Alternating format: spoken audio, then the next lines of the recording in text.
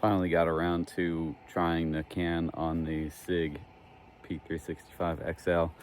I tried to put the can in the short configuration.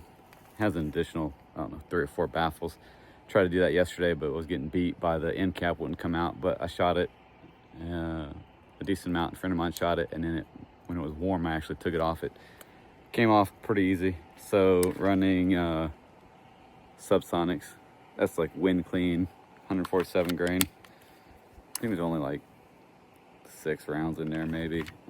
I've been doing some slow-mo footage to try to see the booster working.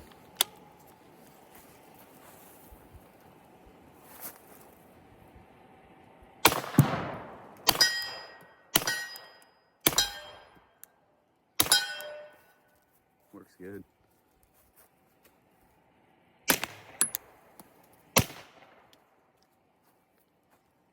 Cycle's great. It's pretty quiet. Don't have earplugs in at all.